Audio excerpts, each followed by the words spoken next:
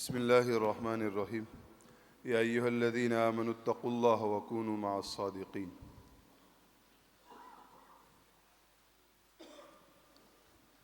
اللہ تبارک و تعالیٰ قرآن میں فرماتے ہیں ایمان والو تقوی والوں کی صحبت کو اختیار کرو۔ ہمارے لیے بڑی مسرت اور سعادت کا مقام ہے کہ برطانیہ کی سرزمین پر دارالعلوم دیوبند کے شیخ الحدیث، وہاں کے محتمیم اور حضرت فقیہ الامت حضرت مفتی محمود گنگوہی، مفتی محمود حسن گنگوہی نور اللہ مرقدہ کے اجل خلفاء حضرت مفتی ابو القاسم صاحب نعمانی دامت برکاتہم، ہم برطانیہ کے مسلمانوں کی دعوت پر اپنی گناہگو مصروفیات اور عدیم الفرصتی کے باوجود، پیرانہ سالی، علالت اور بیماری کے باوجود حضرت جو ہے اپنا قیمتی وقت نکال کر ہمارے درمیان میں یہاں ملک میں تشریف لائے ہیں۔ حضرت کا تعلق بنارس شہر سے، جس کو وارانسی بھی کہتے ہیں۔ حضرت کی ابتدائی تعلیم وہاں ہوئی۔ دارالعلوم دیوبند میں حضرت 1962 میں تشریف لے گئے پڑھنے کے لیے۔ پھر حضرت کی وہیں دارالعلوم دیوبند سے فراغت ہوئی، حضرت نے وہاں دارالافتاء کیا، اور دارالافتاء کے سال میں بھی حضرت نے دارالعلوم دیوبند میں تدریسی خدمات بھی انجام دی۔ اس کے بعد اپنے ہی شہر بنارس کے اندر حضرت 1967 سے لے کر کے 2011 تک مسلسل تمام کتب کی حضرت نے تعلیم فرمائی، تدریس انجام دی، یہاں تک کہ پھر سالہ سال تک حدیث شریف کے اسباق حضرت کے ذمے رہے۔ اور 2011 میں حضرت والا دامت برکاتہم دارالعلوم دیوبند تشریف لائے، اور دارالعلوم دیوبند کے حضرت جو ہے پچھلے 35 سال سے قریب، یعنی 1991 سے وہاں کی گورننگ باڈی کے گورنر ہے، ممبر ہے، رکن شورا ہے۔ اور 2011 میں اسی شورا نے حضرت والا دامت برکاتہم کو ام المدارس دارالعلوم دیوبند کا محتمیم، پرنسپل اور وائس چانسلر مقرر فرمایا۔ اور اس کے بعد شیخ الحدیث صدر المدرسین دارالعلوم دیوبند حضرت مفتی محمد سعید صاحب پالنپوری نور اللہ مرقدہ کا 2020 میں انتقال ہوا، تو دارالعلوم دیوبند کی شورا نے حضرت والا دامت برکاتہم کو دارالعلوم دیوبند کے مسند شیخ الحدیث کے اوپر فائز فرمایا، اور حضرت الحمدللہ اس وقت دارالعلوم دیوبند میں بخاری شریف پڑھاتے ہیں۔ اور اسی کے ساتھ ساتھ حضرت 2011 سے دارالعلوم دیوبند میں دور حدیث کی تدریس کرتے ہیں۔ اور حضرت فقیہ الامت رحمۃ اللہ علیہ حضرت شیخ زکریا نور اللہ مرقدہ سے حضرت کا بیت السلوک کا تعلق قائم ہوا۔ اس کے بعد حضرت فقیہ الامت مفتی محمود حسن گنگوہی نور اللہ مرقدہ کہ حضرت زیر سایہ رہے، حضرت ان کے خادم کے طور پر بھی رہے، اور حضرت نے ان کو مجاز بیت خلافت سے بھی نوازا۔ اور اللہ تبارک و تعالیٰ کا یہ کرنا کہ جب حضرت فقیہ الامت رحمۃ اللہ علیہ اپنی زندگی کے آخری ایام میں تھے، ساؤتھ افریقہ کے اندر اللہ کے یہاں جانے کی تیاری تھی، اس وقت حضرت مفتی ابو القاسم صاحب حضرت والا دامت برکاتہم بھی ساؤتھ افریقہ میں موجود تھے۔ حضرت کا انتقال ہوا، اور حضرت کی جنازے کی نماز بھی حضرت فقیہ الامت رحمۃ اللہ علیہ کی حضرت مفتی ابو القاسم صاحب دامت برکاتہم نے پڑھائی۔ بہرحال بڑوں کی موجودگی میں بولنا زیادہ مناسب نہیں، اچھا نہیں، یہ تو حکم تھا، اس کا میں نے اتباع کیا ہے۔ اللہ تبارک و تعالی حضرت کو اپنی شائن شان بہترین بدلہ عطا فرمائے، حضرت کے سائے عاطفت کو امت کے اوپر تادیر عافیت کے ساتھ باقی رکھے، اور ہمیں برطانیہ کے مسلمانوں کو اور دنیا بھر کے مسلمانوں کو حضرت کی قدردانی نصیب فرمائے۔ اخیر میں صرف ایک بات حضرت کے متعلق یہ عرض کرتا ہوں کہ حضرات صحابہ کرام رضی اللہ عنہم اجمعین کی ایک صفت تھی عاریۃً عن التکلف، وہ تکلف سے بالکل پاک تھے۔ حضرت کی طبیعت بھی ایسی ہے، مزاج بھی بالکل سادہ، بالکل بلا تکلف حضرت کے ساتھ آدمی رہتا ہے حضرت کی طبیعت میں۔ بہرحال اللہ تبارک و تعالی ہمیں ان کے فیض سے بافیض فرمائے، استفادے کی توفیق عطا فرمائے۔ جزاکم اللہ خیراً۔ کوئی گستاخی ہو تو معذرت خواہ۔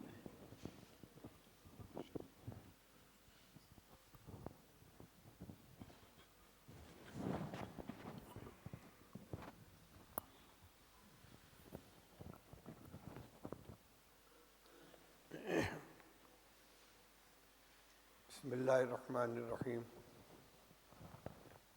الحمدللہ رب العالمین، والصلاة والسلام على سيد الأنبياء والمرسلين سيدنا ومولانا محمد وعلى آله وأصحابه أجمعين. أما بعد، وعن عقبة بن عامر رضي الله تعالى عنه قال قلت من النجاة يا رسول الله؟ قال أملك عليك لسانك إذا قمت في صلاتك فصل صلاة مودع وابكي على خطيئتك، او كما قال رسول اللہ صلی اللہ علیہ وسلم. بزرگان محترم، سرزمین برطانیہ میں یہ میری پہلی حاضری ہے. میری محرومی تھی کہ بزرگوں کے بار بار اصرار اور حکم کے باوجود اب تک یہاں حاضری کا نظام نہیں بن پایا، اور غالباً 45 سال پہلے دارالعلوم کے اس وقت کے محتمم حضرت مولانا قاری محمد طیب صاحب رحمۃ اللہ علیہ دارالعلوم دیوبند کے سابق محتمم تشریف لائے تھے، اور یہ وہی وقت تھا جب دارالعلوم بری کے 5 عظیم اساتذہ کرام کا حادثہ شہادت پیش آیا تھا، اور محتمم صاحب یہاں موجود تھے. اس کے بعد سے کسی خادم کی حاضری نہیں ہو پائی. آج پہلی مرتبہ حاضری ہوئی ہے، اور پہلی مجلس آپ کی مسجد کے اندر ہو رہی ہے. میں نے اس مناسبت سے حضرت نبی کریم صلی اللہ علیہ وسلم کی ایک جامع نصیحت آپ کے سامنے پیش کی ہے، جو صحابی رسول حضرت عقبہ ابن عامر رضی اللہ تعالیٰ عنہ کی درخواست پر رسول اللہ صلی اللہ علیہ وسلم نے ارشاد فرمائی تھی. عقبہ ابن عامر رضی اللہ تعالیٰ عنہ صحابی ہیں، فرماتے ہیں کہ میں نے عرض کیا کہ نجات کا راستہ کیا ہے؟ صحابہ رضی اللہ تعالیٰ عنہ کو فکر انہی چیزوں کی ہوتی تھی. وہ آخرت کے بارے میں اور اپنے انجام کے بارے میں فکر مند رہتے تھے. ہم لوگوں کا حال یہ ہے کہ کسی اللہ والے سے، کسی بزرگ سے ملاقات ہو جائے گی، اگر ان سے کچھ درخواست کریں گے، دعا کی درخواست کریں گے، کچھ نصیحت چاہیں گے، تو عموماً اس کا تعلق ہمارے دنیاوی امور سے ہوتا ہے. کاروبار کی ترقی کے لیے دعا کر دیجئے، اولاد بہت نالائق ہے اس کے لیے دعا کر دیجئے، بیماری یا شفا کے لیے دعا کر دیجئے. منع نہیں ہے، لیکن اس سے یہ پتہ چلتا ہے کہ ہمارے نزدیک اہمیت کن چیزوں کی ہے. اور صحابہ رضی اللہ تعالیٰ عنہ کے نزدیک جو اہمیت تھی وہ دین کی تھی، آخرت کی تھی، نجات کی تھی. تو حضرت عقبہ ابن عامر رضی اللہ تعالیٰ عنہ فرماتے کہ میں نے عرض کیا کہ من نجات یا رسول اللہ، اے اللہ کے رسول صلی اللہ علیہ وسلم، نجات کا راستہ کیا ہے؟ نجات کا لفظ ایک عام لفظ ہے. دنیا کی مختصر اور عارضی زندگی میں بھی مصائب، ہلاکتوں، مصیبتوں، پریشانیوں سے بچنے کا راستہ کیا ہے؟ اور آخرت کی ابدی و دائمی زندگی میں اللہ تعالیٰ کے عذاب، اس کے ناراضگی، اس کے غضب، اس کے غصے اور اس کے عذاب سے بچنے کا راستہ کیا ہے؟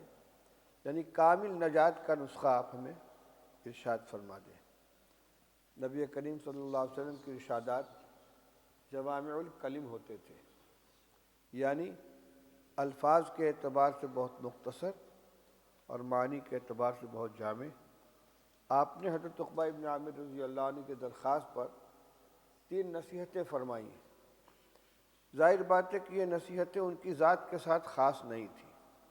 اللہ ان کو جزائے خیر عطا فرمائے کہ ان کے سوال کی برکت سے ہمیں یہ قیمتی دولت ملی ہے، لیکن عمل ہم سب کے لیے ہے، ہدایت ہم سب کے لیے ہے. 3 باتیں کیا کیا آپ نے فرمائی؟ سب سے پہلی بات آپ نے ارشاد فرمائی، املک علیک لسانک، اپنی زبان کو اپنے قابو میں رکھو. سوچ سمجھ کر بولو. جو بات زبان سے نکالو ایسی بات بولو کہ جو تمہارے لیے نقصان دہ نہ ہو، دنیا کے اعتبار سے بھی اور آخرت کے اعتبار سے بھی.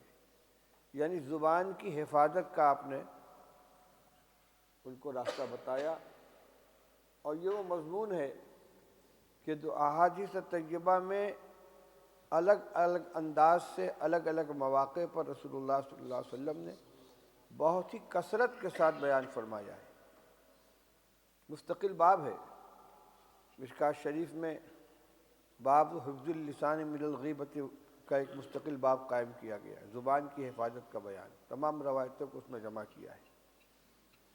رسول اللہ صلی اللہ علیہ وسلم نے ارشاد فرمایا کہ جب صبح ہوتی ہے تو بدن کے تمام اعضاء زبان سے فریاد کرتے ہیں، اتق اللہ فینا، اللہ سے ڈرتے رہنا ہمارے سلسلے میں۔ ان استقمت استقمنا وان عوججت عوججنا، اگر تو ٹھیک ٹھاک رہی تو ہم سب سلامت رہیں گے، اور اگر تو ٹیڑھی ہوئی تو ہماری خیر نہیں ہے، مصیبتیں آئیں گی، پریشانی آئیں گی۔ معلوم ہوتا ہے کہ اکثر پریشانیاں، اکثر دشواریاں، مصیبتیں زبان ہی کی برکت سے آتی ہیں۔ رسول اللہ صلی اللہ علیہ وسلم نے ارشاد فرمایا من یضمن لی ما بین لحیی و ما بین فخذی اضمن لہ الجنہ، جو آدمی دو چیزوں کی ضمانت دے دے، ایک وہ جو دو جبڑوں کے درمیان ہے یعنی زبان، اور ایک وہ جو دونوں ران کے درمیان یعنی شرمگاہ، کہ ان کا غلط استعمال نہیں کروں گا، میں اس کے لیے جنت کی ضمانت دیتا ہوں۔ اس لیے کہ بہت بڑی ہلاکتوں سے اس نے اپنے آپ کو بچا لیا ہے، اور یہ دنیا کا تجربہ ہے۔ زیادہ تر مصیبتیں جو آتی ہیں وہ زبان ہی کی بدولت آتی ہیں۔ چنانچہ ایک حدیث میں ہے کہ ایک صحابی نے عرض کیا ما اخوف ما تخاف علیہ یا رسول اللہ، حضور ارشاد فرمائے کہ آپ کو میرے بارے میں سب سے زیادہ کس چیز کا اندیشہ ہے، آپ میرے لیے سب سے زیادہ نقصان دہ کس چیز کو سمجھتے ہیں؟ کف علیک لسانک، زبان کو سنبھال کر رکھو، یعنی سب سے زیادہ مصیبتوں کا ذریعہ، ہلاکت کا پیش خیمہ زبان کا غلط استعمال ہے۔ وہ کہنے لگے اب نؤاخذ بما نتکلم، یا رسول اللہ کیا زبان سے نکلی ہوئی بات پر بھی ہماری گرفت ہوگی؟ آپ نے ارشاد فرمایا کہ زیادہ تر لوگ جہنم میں اوندھے منہ جو ڈالے جائیں گے تو اپنی زبان کی کھیتی ہی کاٹتے ہوئے جائیں گے، زبان کی وجہ سے۔ میرے بھائیوں، یہ نصیحت رسول اللہ صلی اللہ علیہ وسلم کی ہم سب کے لیے، چھوٹا ہو بڑا ہو، جاہل ہو عالم ہو، بزرگ و متقی ہو عامی ہو، سب کے لیے۔ ظاہر بات ہے کہ رسول اللہ صلی اللہ علیہ وسلم ایک صحابی کو ہدایت دے رہے ہیں، وہ کوئی عام آدمی نہیں تھے۔ انبیاء علیہ السلام کے بعد جو مقام صحابہ کرام رضی اللہ تعالیٰ عنہ کو حاصل ہے، بڑا سے بڑا ولی، بڑا سے بڑا متقی ان کی برابری نہیں کر سکتا۔ صحابی کو حضور ہدایت دے رہے ہیں کہ زبان کو قابو میں رکھو۔ تو میرے بھائیوں، ہمیں اپنی زبان کو سنبھال کر رکھنا چاہیے۔ چنانچہ فرمایا لا تکلم بکلام تعذر منہ غدا، ایسی بات زبان سے نہ نکالو کہ جس سے کل کو معذرت کرنی پڑے۔ اپنی زبان سے کوئی ایسی بات نہ نکالو جس سے کل کو معذرت کرنی پڑے۔ یہ کل یہاں کا بھی ہو سکتا ہے، وہاں کا بھی ہو سکتا ہے۔ آج ایک بات کہہ دی، بعد میں پچھتاوا ہوا، شرم آئی، کسی نے لعنت ملامت کی، یا خود اس کے اثرات کو ہم نے محسوس کیا، اب کہتے ہیں میں معذرت چاہتا ہوں، غلطی ہو گئی، سوری بولتا ہوں، مجھے ایسا نہیں کہنا چاہیے تھا۔ تو آپ فرماتے ہیں کہ بولنے سے پہلے سوچو کہ وہ بات زبان سے نہ نکلے جس کے بارے میں کل شرمندگی کا سامنا کرنا پڑے، معذرت کرنی پڑے۔ خوب سوچ سمجھ کر بولو۔ اور یہ کل وہاں کا بھی ہو سکتا ہے۔ چنانچہ محشر کے میدان کو بھی قرآن پاک میں غد کہا گیا ہے نا، یا ایھا الذین آمنوا اتقوا اللہ ولتنظر نفس ما قدمت لغد واتقوا اللہ۔ اے ایمان والو، اللہ سے ڈرو، اور ہر آدمی کو چاہیے کہ غور کرے کہ کل کے لیے اس نے کیا آگے بھیجا ہے، یعنی مرنے کے بعد کی زندگی کے لیے۔ تو یہاں کوئی ایسی بات نہ بولو کہ جو وہاں شرمندگی کا سبب بنے، رسوائی کا سبب بنے۔ حاصل کیا نکلا؟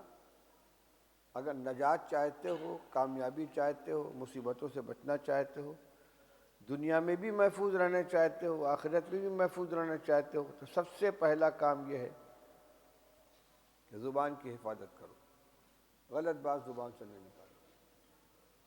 حدیث میں آتا ہے واقعہ، صدیق اکبر رضی اللہ تعالیٰ عنہ تشریف فرما تھے، ایک شخص نے ان کو کچھ سخت سست کہنا شروع کر دیا۔ صدیق اکبر رضی اللہ تعالیٰ عنہ خاموش بیٹھے ہوئے ہیں اور نبی کریم صلی اللہ علیہ وسلم مسکرا رہے ہیں۔ جب بہت ہو گیا تو صدیق اکبر رضی اللہ تعالیٰ عنہ نے اس کا کچھ جواب دے دیا، بس نبی کریم صلی اللہ علیہ وسلم کے چہرے پر بدل گیا، جو مسکراہٹ تھی وہ ناراضگی کی شکل اختیار کر گئی۔ تو صدیق اکبر رضی اللہ تعالیٰ نے فرمایا، یا رسول اللہ، جب تک وہ مجھے برا بھلا کہہ رہا تھا آپ ناراض نہیں تھے، مسکرا رہے تھے، اور جب میں نے جواب دیا تو آپ کے چہرے پر ناراضگی آ گئی۔ آپ نے فرمایا جب تک تم خاموش تھے تو ایک فرشتہ اللہ کی طرف سے تمہارا دفاع کر رہا تھا، اور جب تم نے خود جواب دینا شروع کر دیا، فرشتہ چلا گیا، شیطان آ گیا۔ ہمیں تو نظر نہیں آتا، لیکن انجام اس کے نتیجے کو سوچیں۔ ہم اپنی زبان کی حفاظت کر برداشت کر لیں گے، کوئی ہمیں برا بھلا کہہ رہا ہے برداشت کر لیں گے، بدلہ نہیں لیں گے، جواب نہیں دیں گے، اس سے ہماری عزت بھی بڑھے گی، رتبہ بھی بڑھے گا، اللہ کی رضا بھی حاصل ہوگی۔ تو بھائی پہلی نصیحت یہ ہے کہ املک علیک لسانک۔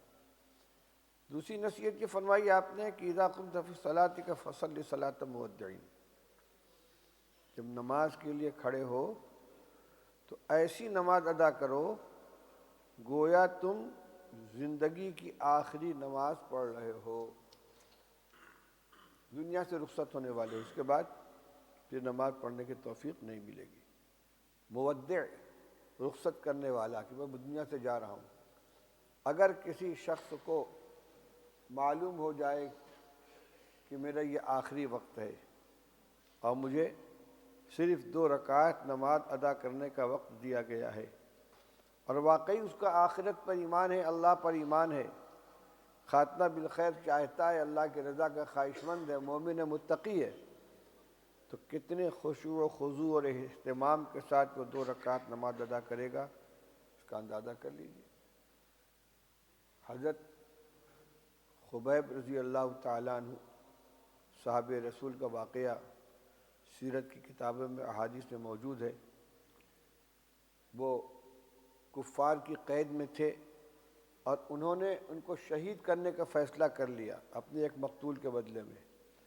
ان سے پوچھا گیا کہ آخری تمنا کا 2 رکعت نماز پڑھ لینے دو۔ نماز پڑھی لیکن بہت لمبی نہیں پڑھی۔ فرمایا کہ میرا جی چاہتا تھا کہ میں اور پڑھوں، لیکن مجھے یہ ڈر ہوا کہ میں اگر لمبی نماز پڑھوں گا تو تم سمجھو گے کہ موت کے خوف سے میں نماز طویل کر رہا ہوں، حالانکہ ایسا نہیں۔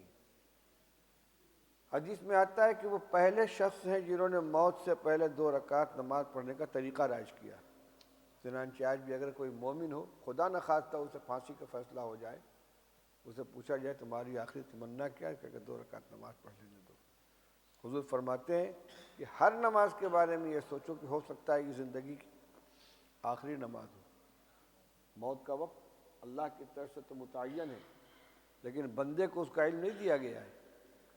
ہماری ہر نماز آخری نماز ہو سکتی ہے، تو آخری نماز جتنے اہتمام سے ادا کی جانی چاہیے ویسی ہر نماز ہو۔ نماز کے اہتمام میں 3 باتوں کا خیال رکھنا ہے۔ 3 چیزوں کا خیال کریں گے تو انشاءاللہ ہماری نماز اچھی ہوگی۔ نماز میں 3 چیزیں ہیں۔ ایک تو ارکان اور اعمال کی ادائیگی کا طریقہ ہے، قیام کیسے ہو، تکبیر تحریمہ کے لیے ہاتھ کیسے اٹھائیں، ہاتھ کہاں باندھیں، رکوع کیسے کریں، سجدہ کیسے کریں، اتحیات میں کیسے بیٹھیں۔ نماز کی 52 سنتیں جن کو نور العزا میں بیان کیا ہے، اللہ اکبر سے لے کر السلام علیکم ورحمۃ اللہ تک تمام سنتوں کو تفصیل کے ساتھ بیان کر دیا ہے۔ ایک ایک جز کو، قیام میں پیر کا رخ کیسے ہونا چاہیے، قد کیسے ہونا چاہیے، نگاہ کیسے ہونی چاہیے، کہاں ہونی چاہیے، ہاتھ کیسے اٹھانا چاہیے، کہاں تک انگوٹھا آئے گا، کیسے نیت باندھیں گے، رکوع میں کس طرح سے پشت سیدھی رہے گی، سجدہ کس طرح کشادہ ہوگا، وغیرہ وغیرہ۔ تو ارکان کی ادائیگی کی جو ظاہری شکل ہے وہ سب کا سب سنت کے مطابق ہو۔ دوسری چیز ہے جو اذکار، جو آیات، جو دعائیں نماز کے اندر پڑھی جائیں ان کو صحیح یاد کر لیں، صحیح اس کی تصحیح کر لیں۔ عموماً بچپن کی سیکھی ہوئی یاد کی ہوئی نماز ہوتی ہے، اگر حلقے میں بیٹھ کر نماز کی تصحیح نہیں کی ہے تو بہت سی غلطیاں ایسی ہوتی ہیں کہ جو باقی رہ جاتی ہیں اور آدمی شرما حضوری میں ان کی اصلاح بھی نہیں کر پاتا۔ کتنے لوگ ہیں جن کو دعا قنوت یاد نہیں ہے، بچپن سے پڑھ رہے ہیں نماز جنازہ پڑھ رہے ہیں، مسجد کے لیے کون سی دعا پڑھنی چاہیے یاد نہیں ہے۔ کچھ غلطیاں ہوتی ہیں جو زبان پر چڑھی ہوئی ہیں، مثال کے طور پر ایک نمونہ پیش کرتا ہوں، سبحانک اللہم و بحمدک و تبارک اسمک، آگے کیا ہے، وتعالی جدک، عموماً لوگ کیا پڑھتے ہیں، وتعالی جدک، وتعالی جدک، لام پر زبر اور ہے الف کے ساتھ، دونوں کا معنی بدل گیا۔ سورہ دعائے ثنا سے لے کر السلام علیکم ورحمۃ اللہ تک جتنی دعائیں ہیں، جتنی تسبیحات ہیں، جتنے کلمات ہیں، سب کا صحیح صحیح تلفظ ہو جائے، اس کی مشق کرنا۔ نماز ہماری سب سے اہم عبادت ہے، اللہ کے قرب کا سب سے بہترین ذریعہ ہے۔ اقرب ما یکون العبد من ربہ فی السجود، بندہ اللہ تعالیٰ سے سب سے زیادہ قریب سجدے کی حالت میں ہوتا ہے، نماز کی حالت میں ہوتا ہے۔ تو نماز میں جو الفاظ ادا کیے جائیں صحیح صحیح ادا ہونے چاہیے۔ تو اچھی نماز کے لیے ایک تو ارکان کی ادائیگی کا طریقہ صحیح ہو سنت کے مطابق، دوسرے دعائیں، آیات، اذکار صحیح صحیح ادا کیے جائیں، اور تیسری چیز ہے اپنے دل و دماغ کو حاضر رکھ کر نماز ادا کرنا، جس کو کیا کہتے ہیں، خشوع و خضوع۔ ایک تو خشوع و خضوع کا تعلق جسم کی حیثیت سے ہے کہ عاجزی کے ساتھ آدمی کھڑا ہو، اور اصل خشوع و خضوع کیا ہے، اپنے دل سے اللہ کی طرف متوجہ، خیالات کو ادھر ادھر نہ جانے دیں۔ بہت سے لوگوں کو شکایت ہوتی ہے کہ نماز کی نیت باندھتے ہیں، خیالات منتشر ہو جاتے ہیں۔ تو ہمارے بڑے فرماتے ہیں کہ غیر ارادی، غیر اختیاری طور پر خیالات ادھر ادھر جاتے ہیں، ان سے پریشان نہ کریں، اپنے ارادے اور اپنے اختیار سے اپنے آپ کو نماز کی طرف متوجہ رکھیں۔ بلا ارادہ جو خیالات آتے ہیں ان کو ہٹانے کی بھی کوشش نہ کریں، اس لیے کہ اگر ان کو ہٹانے کی کوشش کریں گے تو نماز سے توجہ ہٹ جائے، کیونکہ آدمی کی توجہ ایک وقت میں ایک ہی چیز کی طرف ہوتی ہے۔ تو جو خیالات آتے آنے دیجیے، آپ یہ تصور کیجئے کہ میں اللہ کے سامنے کھڑا ہوں، اللہ تعالیٰ سے مناجات کر رہا ہوں، میں جو کچھ بول رہا ہوں، جو کچھ کہہ رہا ہوں، اللہ تعالیٰ سن رہے ہیں، اور جو میں نہیں کہہ رہا ہوں حدیث کا مضمون ہے، مسلم شریف کی روایت ہے، حضرت ابو ہریرہ رضی اللہ تعالیٰ فرماتے ہیں، حدیث قدسی ہے کہ رسول اللہ صلی اللہ علیہ وسلم نے ارشاد فرمایا کہ اللہ جل شانہ نے ارشاد فرمایا ہے، قسمت الصلاۃ بینی و بین عبدی نصفین، میں نے نماز کو اپنے اور اپنے بندوں کے درمیان آدھا آدھا بانٹ دیا ہے۔ فَإِذَا قَالَ الْعَبْدُ الْحَمْدُ لِلَّهِ رَبِّ الْعَالَمِينَ يَقُولُ اللَّهُ حَمَدَنِي عَبْدِي، وَإِذَا قَالَ الرَّحْمَنِ الرَّحِيمِ قَالَ اللَّهُ أَثْنَى عَلَيَّ عَبْدِي، وَإِذَا قَالَ مَالِكِ يَوْمِ الدِّينِ قَالَ اللَّهُ تَبَارَكَ وَتَعَالَى مَجَّدَنِي عَبْدِي، وَإِذَا قَالَ إِيَّاكَ نَعْبُدُ وَإِيَّاكَ نَسْتَعِينُ يقول اللہ تعالی ھذا بینی و بین عبدی ولعبدی ما سأل۔ فرماتے ہیں رسول اللہ صلی اللہ علیہ وسلم کہ اللہ تعالیٰ نے ارشاد فرمایا کہ میں نے نماز کو اپنے اور اپنے بندے کے درمیان آدھا آدھا تقسیم کر دیا ہے۔ کیا معنی ہے تقسیم کرنے کے؟ اس کی تشریح بھی روایت میں موجود ہے کہ جب بندہ نماز میں کہتا الحمدللہ رب العالمین، ادھر زبان سے اس کے نکلا، ادھر اللہ تعالیٰ فرشتوں کے بزم میں فرماتے حمدنی عبدی، دیکھو میرے بندے نے میری حمد بیان کی۔ پھر جب بندہ کہتا ہے الرحمن الرحیم، اللہ تعالیٰ فرماتا اثنى علی عبدی، میرے بندے نے میری ثنا بیان کی۔ پھر کہتا ہے مالک یوم الدین، اللہ تعالیٰ فرماتے ہیں مجدنی عبدی، میرے بندے نے میری بزرگی بیان کی۔ ادھر زبان سے کلمہ نکل رہا ہے، ادھر فوراً اس پر اللہ تعالیٰ کی طرف سے اظہار ہوتا ہے فرشتوں کی مجلس کے اندر۔ یہ تصور لے کر کھڑے ہوں کہ ہم اللہ تعالیٰ سے مناجات کر رہے ہیں تو میرے ایک ایک کلمے کو سن رہا ہے اور اس پر اپنی رضا کا، اپنی خوشنودی کا اظہار فرما رہا ہے۔ پھر جب بندہ کہتا ہے ایاک نعبد و ایاک نستعین، آخر تک اللہ تعالیٰ فرماتے ہیں ھذا بینی و بین عبدی، اس میں آدھے میں تو بندے نے میری عبادت کا ذکر کیا ہے اور آدھے میں مجھ سے مدد طلب کی ہے۔ ایاک نعبد، اے اللہ ہم تیری عبادت کرتے ہیں، و ایاک نستعین، تجھ سے ہی مدد چاہتے ہیں۔ تو یہ آیت میرے اور میرے بندے کے درمیان آدھی آدھی ہے، ولی عبدی ما سأل، اب بندوں کو وہ ملے گا جو اس نے مانگا۔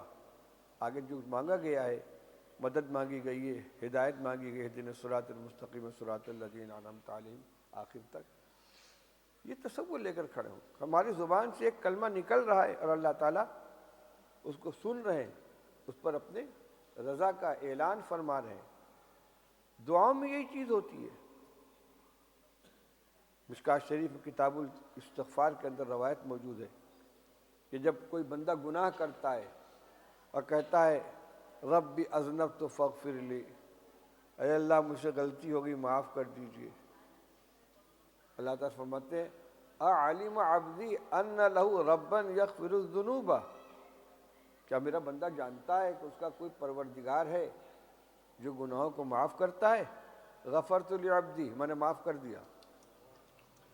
بندہ پھر گناہ کرتا ہے، پھر کہتا ہے ربی اذنبت فاغفر لی، اے اللہ پھر غلطی ہو گئی آپ معاف کر دیجئے۔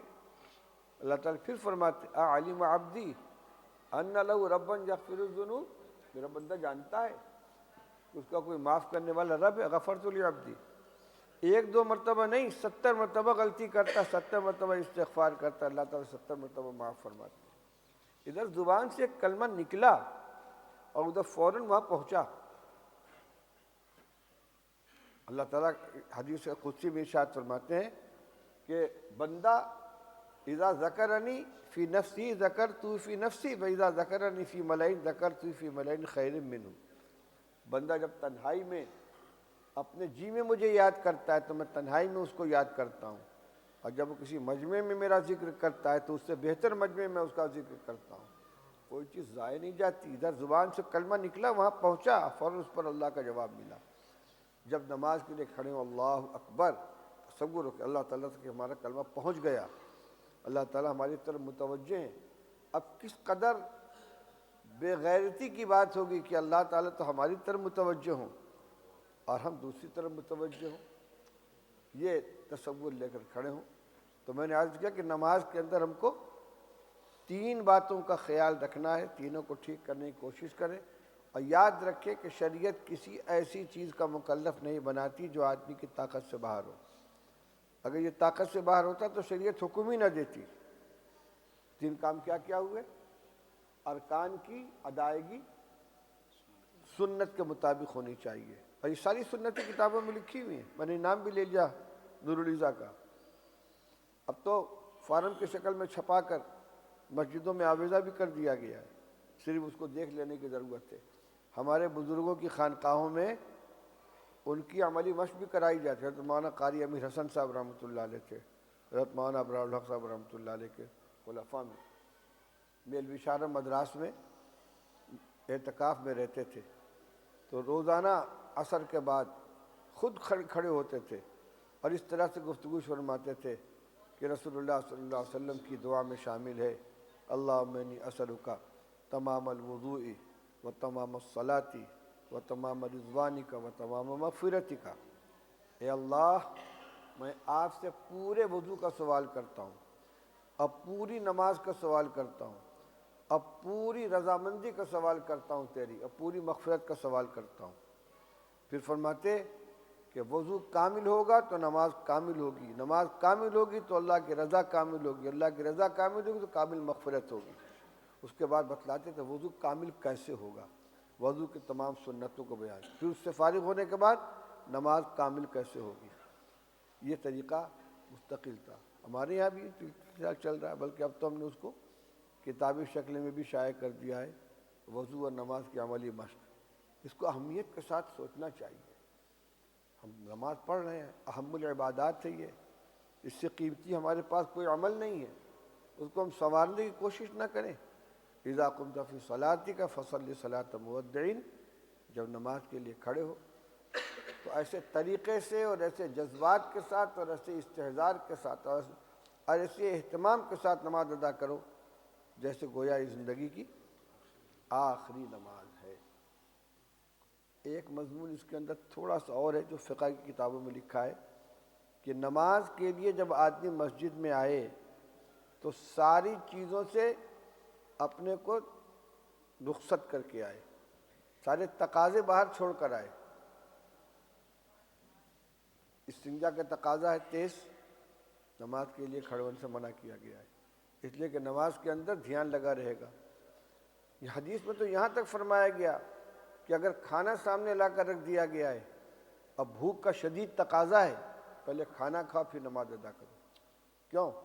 اس لیے کہ نماز کے اندر نیت باندھے ہوئے کھانے کی طرف دھیان لگا ہوا ہے تو نماز ناقص ہوگی۔ امام ابو حنیفہ رحمۃ اللہ علیہ کا مقولہ بہت مشہور ہے کہ لا ان یکون طعامی صلاۃ احب الی من ان تکون صلاتی طعاما، میرا کھانا نماز بن جائے مجھے زیادہ پسند ہے بمقابلے اس کے کہ میری نماز کھانا بن جائے۔ کھانا نماز بن جائے کا مطلب کیا ہے؟ جماعت کا وقت ہو گیا ہے، بھوک بہت تیز لگی ہے، جلدی جلدی کھا رہے ہیں اور دھیان ادھر لگا ہوا ہے، تکبیر اولیٰ چھوٹ نہ جائے، جلدی کھانا کھا لوں، تو پورے کھانے میں نماز کا دھیان ہے۔ اور اگر بغیر ضروری مقدار میں کھائے ہوئے چلے گئے اور امام صاحب نے حل اتاک حدیث الغاشیہ شروع کر دی تو کوسنا شروع کر دیں گے، اور چھوٹی صورت نازل نہیں ہوئی تو قرآن میں یہی پڑھنا ہے اس کو، تو نماز کے اندر کھانے کا دھیان رہے گا۔ تو صلی صلاۃ مودعین کا ایک معنی یہ بھی ہے کوئی ایسا نامکمل ناقص کام چھوڑ کر مسجد میں نہ جاؤ کہ جس سے نماز کی طرف دھیان ہو۔ گاڑی دروازے پر کھڑی کر دی، لاک نہیں کیا، مسجد میں آ کے نیت باندھ لی، نیا جوتا چپل دروازے پر چھوڑ کر چلے آئے اور نماز کی نیت باندھ لی، دھیان لگا ہوا اس کے اوپر۔ اپنی دکان پہ کسی چھوٹے بچوں کو بیٹھا دیا، بیٹا بیٹھا نماز پڑھ کر آتے ہیں، اب نیت باندھی، ارے کوئی آ کے چکا کچھ نہ لے کے چلا نہ جائے، کوئی نقصان نہ ہو جائے۔ کوئی ایسا نامکمل کام چھوڑ کر مت آؤ کہ جس سے نماز کے اندر دھیان بٹے، سب کو رخصت کر کے آؤ، یہ بھی رخصت کر کے آنے والے کی نماز ہے۔ تو یہ دو باتیں میں نے آپ کے سامنے ادا کی۔ تیسری بات بیان کر دی تھی کہ ایسی بات زبان سے نہ نکالو کہ جس سے کل کو معذرت کرنی پڑے۔ ہم سب کو ان نصائح کے اوپر عمل کرنے کی کوشش کرنی چاہیے، اللہ تعالی ہمیں اس کی توفیق نصیب فرمائے۔ ہاں ایک آخری ٹکڑا رہ گیا تھا، وَابْكِ عَلَىٰ خَطِیئَتِکَ، وہ دوسرا ٹکڑا تو پہلے کے تکمیل میں تھا۔ آخری بات رسول اللہ صلی اللہ علیہ وسلم نے یہ ارشاد فرمائی کہ اپنی خطاؤں پر آنسو بہایا کرو، غلطی پر رویا کرو۔ غلطی تو ہو جاتی ہے، کلکم خطاؤن وخیر الخطائین التوابون، سب خطا کار ہیں، اس لیے کہ آدم علیہ السلام کی اولاد ہیں، ان سے بھی خطا ہوئی تھی۔ اول الناس اول الناس، پہلا آدمی پہلے بھولنے والا، تو ہر آدمی سے خطا ہوتی ہے، لیکن بہترین خطا کار وہ ہے جو توبہ کرنے والا ہو۔ خطا ہونے سے زیادہ بری بات یہ کہ آدمی اپنی خطا پر نادم نہ ہو۔ اس لیے حضور صلی اللہ علیہ وسلم نے یہ نہیں فرمایا خطا مت کرنا، اس لیے کہ تو بس کی بات نہیں، کچھ نہ کچھ تو بھول چوک ہو ہی جائے گی۔ اس کا علاج مطلب وَابْكِ عَلَىٰ خَطِیئَتِکَ، اپنی خطاؤں پر رویا کرو، آنسو بہایا کرو۔ توبہ و استغفار کرو، اللہ تعالیٰ کے سامنے ہاتھ پھیلاؤ، گر گڑاؤ۔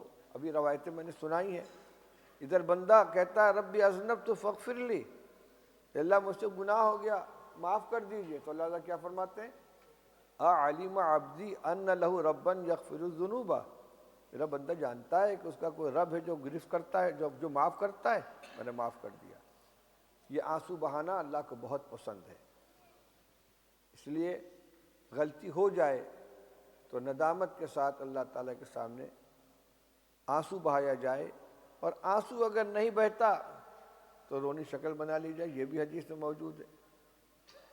رونا، آنسو بہانا اور رونا اختیاری نہیں ہے کہ جب چاہے تو آدمی رونے ہی لگے، لیکن رونا جس ندامت کے اظہار کے لیے، وہ ندامت تو اپنے اختیار میں ہے، دل سے نادم ہو کر، شرمندہ ہو کر کہ اللہ تعالیٰ کی نعمتیں، اس کے احسانات کتنے ہیں، ہم کس طرح اس کی نافرمانی کر رہے ہیں، کس طرح اس کی حکم عدولی کر رہے ہیں۔ یہ آخری 3 نصیحتوں میں کی آخری نصیحت آپ کی یہ تھی، ہمیں اس کا بھی، میں نے کون کون سی بیان کی؟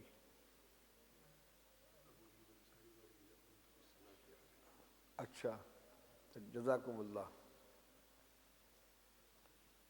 اصل میں 3 نصیحتوں والی کئی روایتیں ہیں، بیان کرتے ہوئے کبھی خلط ہو جاتا ہے، اللہ جزائے خیر دے۔